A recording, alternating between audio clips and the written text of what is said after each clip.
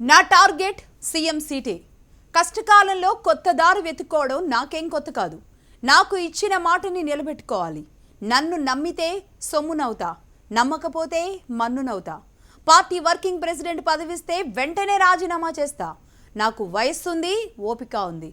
ఇవి Congress fire brand నేత రేవంత్ రెడ్డి మాటలు.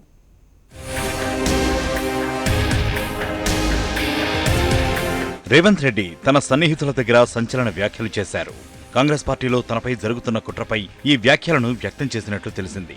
తనకు సంక్షోభాలయం కొత్త కాదని, వాటి నుంచే తాను ఎదిగానని చెప్పినట్లు తెలుస్తోంది. టీడీపీ కష్టకాలంలోనే అక్కడ చేరానని గుర్తు చేసినట్లు సమాచారం.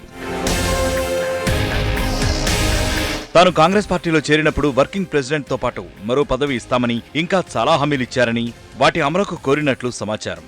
తనకు వర్కింగ్ ప్రెసిడెంట్ పదవి ఇచ్చి సరిపెడదామంటే వెంటనే రాజీనామా చేస్తానని స్పష్టం చేసినట్లు తెలిసింది. పార్టీ నన్ను నమ్మితే సొమ్మునైతా, లేకుంటే మన్నునైతా అనే మాట సన్నిహితుల దగ్గర పదే పదే అన్నట్లు తెలిసింది. తన లక్ష్యం సీఎం పదవేనని, ఇప్పుడు కాకున్నా కొన్నేళ్ల తర్వాతైనా తాను సీఎం అవుతానని అన్నారు. నాకు వయస్సు ఉంది, ఓపిక ఉంది. నా టార్గెట్ అయిన సీఎం పదవి కోసం ఎన్ని రోజులైనా వేచి చూస్తా తప్ప మంత్రి పదవి తీసుకోనని చెప్పినట్లు తెలుస్తోంది. రాజ్యసభ ఎన్నికల్లో పార్టీ ఫిరాయించిన ఎమ్మెల్యేలపై ఫిర్యాదు చేయడంలో కాంగ్రెస్ విఫలమైందని రేవంత్ అభిప్రాయపడినట్లు తెలిసింది. ఓటుకు నోటు కేసు విషయం రాహుల్ గాంధీకి ముందుగానే చెప్పానని మిత్రులతో అన్నట్లు తెలుస్తోంది. రాష్ట్ర కాంగ్రెస్ నాయకత్వంపైన టీపీసీసీ చీఫ్ ఉత్తమ్ కుమార్ రెడ్డి తీరుపై రేవంత్ రెడ్డి తీవ్ర అసంతృప్తిని వ్యక్తం చేశారు.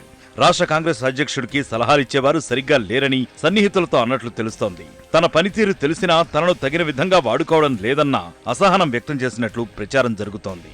కేసీఆర్ కు ఎదురు నిలబడే శక్తి తనకే ఉందంటున్న రేవంత్ రెడ్డి, వైఎస్ లాంటి నేతలు ఎంత ప్రలోభ పెట్టినా తాను లొంగలేదని అన్నారు. చంద్రబాబు వద్ద తాను చెప్పిందే వేదంగా నడిచిందని రేవంత్ గుర్తు చేసుకున్నారు. బీజేపీలోకి రమ్మని అమిత్ షా ఎన్నో ఆఫర్స్ ఇచ్చినా కేసీఆర్ పై పోరాడేందుకు కాంగ్రెస్ పార్టీనే సరైన వేదికని భావించి వచ్చినట్లు సన్నిహితులతో చెప్పుకున్నట్లు తెలుస్తోంది. కాంగ్రెస్ పార్టీలో తనకు ఇబ్బందులు ఎదురవుతున్నాయని రేవంత్ చెప్పినా అవి పీసీసీ చీఫ్ తో ఆయనకు పొసగడం లేదని చెప్పకనే చెప్పారు. ఇక ఈ వివాదం ఏ దుమారానికి దారితీస్తుందో చూడాలి.